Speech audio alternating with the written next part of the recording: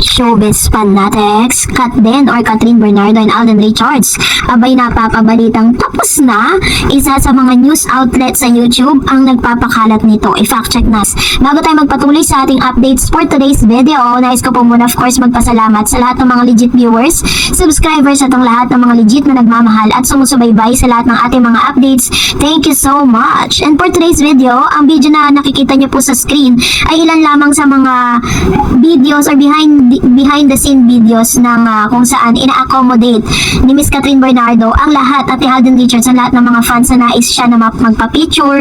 Alam niyo po sa tagal po, sa isang buwan po na pananatili ni Alden at ni Catherine dito po sa Canada, wala po ni isang fan ang nagreklamo na hindi sila napagbigyan. Ganun po ka-generous pagdating po sa kanyang mga fan itong si Catherine at si Alden Richards. Kaya talagang sobrang ang daming nagmamahal sa kanila dahil dun palang makikita mo talaga na sabi nga ni Alden noon na kung meron siyang pwedeng pasalamatan bukod sa Diyos sa mga nararanasan niya, yung mga fan niya na talaga naman kung wala sila, wala ding Alden Richards at wala ring Catherine. So, in this time, ito na nga, pag-usapan natin ang ilan sa mga nagkalat ngayon kasi may mga nagko-comment dyan, nagtatanong, and then nagkikiusap na i-fact check natin ang isa sa mga news na isa sa mga ikinalat po, no? Sabi po ng isang comment, sabi ni Ma'am Shirley Maria Lourdes, Madam, please lang po, sana makapag-comment kayo dito na malaman ko or marinig mula kay Jobert Chop Channel. Sabi ni Jobert, wala raw po talagang relasyon ng Katden. They are just friends. Magaling lang daw po si Direk Cathy na maipakita ang mga ginagawa niyang movie na parang magkarelasyon. Totoo po ba? Ayan. So may ang daming mga question mark. Nung pinanood ko po ng buo yung itong live po ni Mr. Jobert Socaldito at ni Chops doon po sa kanyang YouTube channel, isa sa mga naging clickbait po nila or naging title nila doon is Katden tapos na. Kapag sinabi po kasing tapos na, which means may sinimulan, no? Ang pinagtatakan ko lang, bakit po tinapos nila agad hindi pa nga po nagsisimula. So ayan po yung kanilang thumbnail doon, yun yung kanilang parang photo sa nasa ibabaw ng kanilang video at ito yung kanyang sinabi, panoorin natin. Sure, hindi sila magkarelasyon si Alden at si Catherine. Pero okay yun. At least huwag natin lukoy ng pangmadlang people. Importante na Sinabi dito ni Mr. Jobert Socaldito na hindi raw magkarelasyon si Alden Richards at si Catherine Bernardo. So, isa sa mga biggest reason, diba? Kung matatandaan ninyo, meron pong interview si Mr. Alden Richards na kung ano man yung nakikita natin with Alden and Catherine, sa kanila na lang, hindi na lang dapat daw yun ina-announce sa publiko. Dahil ito po yung pinaka-biggest reason. Kasi kapag nakikita po ng ilan sa mga showbiz personalities or showbiz insiders na nagkakaroon na ng pagkakamabutihan, dito po parang nagkakaroon sila ng sarili-sarili ng opinion at kani-kanilang mga parang yung kani-kanilang mga sinasabi patungkol sa bagay na ito, no? Pero ako po, nung pinanood ko yung mga latest o yung mga dati mga videos nito ni Mr. Jobert Socaldito, isa si Jobert makakatnil po yan. Isa si Jobert Socaldito na talaga namang nagtatanggol kay Daniel laban sa mga bashers nung kasagsagan or kainitan ng issue, ng cheating issue ni Mr. Daniel Padilla. So, hindi ko naman po para i-oppose yung kanyang sinabi kasi marahil yun po ay opinion niya lang. At sa mga binibigay naman natin sa inyong mga news is hindi pa naman talaga totally na umaamin si Catherine at si Alden Richards. Wala pa naman pong pag-amin na manggagaling sa bibig nila. Yung mga nilalabas natin dito na maaari magjowa na sila, nakikita natin yun doon po sa mga gestures, sa mga reactions po ni Mr. Alden Richards na bagay na hindi niya ginagawa sa ibang leading lady niya. So dito naman po parang we never hindi naman natin para lokohin or hindi para lituhin ang ilan sa mga viewers po natin, ano. At ang nilalabas natin dito ay may mga evidences at resibo, kaya nga po ayoko din po talaga minsan maglabas ng ilang mga news na wala tayong resibo kasi magbumukhang fabricated stories po yun. And yung kay Jobert naman is opinion niya yun yun po yung kanyang opinion dahil dati pa man mas gusto niya pa rin si Daniel kaysa kay Alden Richards, kay Miss Catherine, pero wala siyang bad blood o hindi niya binadmouth itong si Mr. Alden Richards. Bago nga niya po pinakawalan yung statement na yun, talagang tinaas niya ng masyado itong si Mr. Alden na si Alden very respectful, very kind, very generous, pero ang huli, sinabi niya na hindi nga raw magkarelasyon. Ang point of view ko lang with regards to this, ginagawa nila to sa kasagsagan po ng pagpupromote, no, ng panibagong movie ng Katden. At ito po ay maliwanag na publicity. Sabi nga, good or bad, still publicity po yan.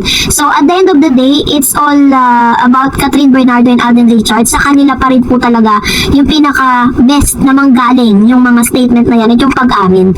Yun po yung dapat nating abangan.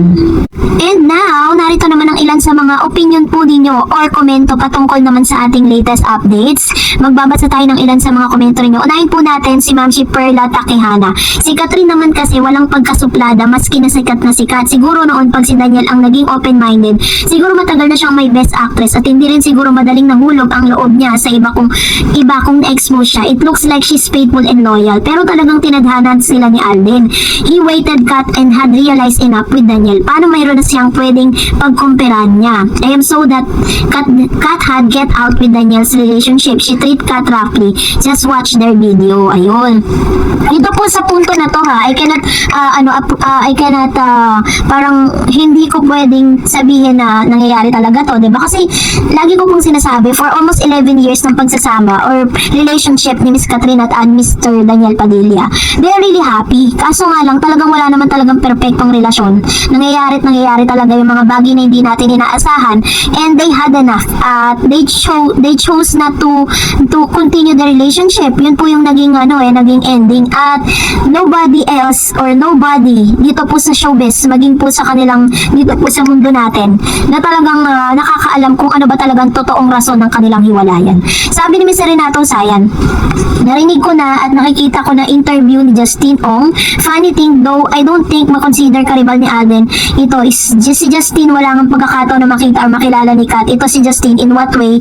Maging ito si Justin, itong napansin ko, lalo na sa mga baguhan sa showbiz industry. Nilalagay lang nila sa kahihiyan yung mga sarili nila. Bakit? Every time meron mga interview, the spot sa mga ganitong topic, sigurado kung bibigyan ng pagkakataon, bibigyan ng chance, sino sa mga celebrity actress ang pipiliin mo para pamamaraan or line. Tama po yun. Kasi every time po na tinatanong yung mga bagong actresses or actress and actors, lagi nilang sinasabi Catherine. Kasi number one yan isa sa pinakasikat, di ba, na artista. Syempre, kapag ikaw ay dumikit sa sikat, sikat ka na rin, di ba? Mapag-uusapan ka talaga at makikilala ka. Kaya po talaga si Miss Catherine Bernardo. Biruin nyo kung hindi ba si Catherine Bernardo ang sinabi nitong si Justin Ong, mapag-uusapan ba natin siya? Hindi nga natin siya kilala. Sabi pa niya, celebrity actress, pipilin mo sa pamamaraan or line of questioning, obvious, pinagmumukha ka ng cloud chaser. Naawa ko sa mga baguhan, gaya ni Justin, sumakay din sa mga ganong klase ng katanungan. Ang pipiliin ko kung anong tatanungin yung equally unknown sa showbiz, just like Justin. At sa ganon, it naman di more realistic dahil una, malabo mangyari yun. Gusto, let's be honest, di mo baliw na producer kukuha ng bagong artista, iparehas mo sa isang Catherine Bernardo. Wala na isang ganon, simple, true. Diba? Hindi nga siya mapapansin ni Miss Catherine kahit ngayong interview niya Pero dahil ginamit niya or parang isa sa mga best answer niya talaga Catherine Bernardo, tingnan niyo po, napag-uusapan natin siya ngayon. Pero kung di niya sinabi si Catherine, ay sino ba si Justin? Sino ba si Justin Ong? Hindi nga natin siya kilala. Another comments coming from Miss Lina Santos. Alam mo po, Miss Darreds, napansin ko lang kay Miss Christopher Min. Huling napanood kong binabalita niya ang Kat din, yung first week lang nila sa Canada. Tapos, napanood din ako na binalita niya si Daniel para bang bumaligtad siya. Hindi ko alam at nagtataka rin ako kung bakit. Actually, hindi naman po sa ganun. Kasi lahat po kasi, kumbaga parang sa showbiz kasi sila kumbaga naka-focus sila, hindi lang sa isang artista. Kailangan kukunin din nila yung ibang aspect, no? Katulad po ng ibang mga, katulad kay Daniel. Hindi naman po porket binalita niya si Daniel, is aprobado na si Daniel sa kanya. Hindi porket binalita niya si Catherine at si Alden, approved na rin siya doon. Kumbaga, ginagawa niya rin din naman yung part niya bilang showbiz insider. Sabi ni Ma'am si Tita, Esparagay. Pagay. Hi Miss Darreds, may napanood ako nina na live TTD, sabi nila wala daw relasyon si Alden at Kat. Dapat wag natin isipin na mag-boyfriend ng Kat din. Nalungkot ako. Hula ni Jay Costura, tinanong ni OG, sobra ako nalungkot sa pahayag nila. Sa bagay, silang nakakalam, di ba?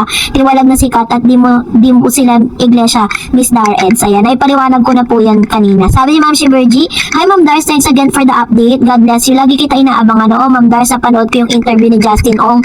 Talagang crush niya. Oo, Ma'am Dars, dapat umalis na si Catherine sa INC kasi mahigpit sila. Yung mga sinusuot ni Miss Catherine hindi pwede sa INC. God bless everyone. Kat then forever. Thank you po Ma'am Shibergy Pampoza sa inyo pong komento. And katulad po na lagi natin sinasabi, let's not talk about the rules let's not talk about the religion and faith, no, nitong mga INC. Sabi naman ni Ma'am si Daisy Pajardo, hi, good morning, Ma'am Darrens. Lagi ako nakasubaybay sa video nyo, pero di lang madalas makakomment. Thank you sa laging updated. Got then more power. Sabi ni Ma'am si Elena, madali lang kayo magsalita na magpakasal sila, mamaya maghiwalay uli. Ayaan mo sila, wag tayo makikialam kung bakit ayaw pa nilang ilantad. Maghintay, be patient, darating din yun, diba? True naman. Yun po yung natin, goal natin, yung makita sila na happily ever after. Syempre, wag din po nating tanggalin sa sistema natin that one day maipapartner din po si Miss Catherine sa ibang mga artist, lalo na po sa artist ng ABS-CBN. Ganon din si Alden Richards, may chance din po na maipartner siya sa iba. We should always be wise, no, na parang kailangan alam nating i-distinguish yung real sa reals. Kasi ganon po ang showbiz hindi po talaga mayaalis na may pagkakataon na mabigyan sila ng chance na makatrabaho yung iba. So, masaya na lang tayo kasi after 5 years na paghihintay, nabigyan po ng pagkakataon si Alden na makapareha po si Miss Catherine. Sabi ni Ma'am si Gloria, wag nang umasa ang nais manligaw, pinili ni Alden ang pamilya ni Kat at marami na siyang napatunayan. Kaya yung gustong pumila, wag na, mayroon ng may-ari, wag nang manggulo. Ayun. So, si Ma'am si Gloria Lumeda, talagang love na love niya ang Kat din. Katulad ng yung ating pong pagkahumaling at pagkagusto at pagkalab dito kay Catherine and Alden. Kasi kung tayo lang talaga yung masusunod, mas gusto natin si Alden Richards para kay Miss Kat. He is the best man for Catherine.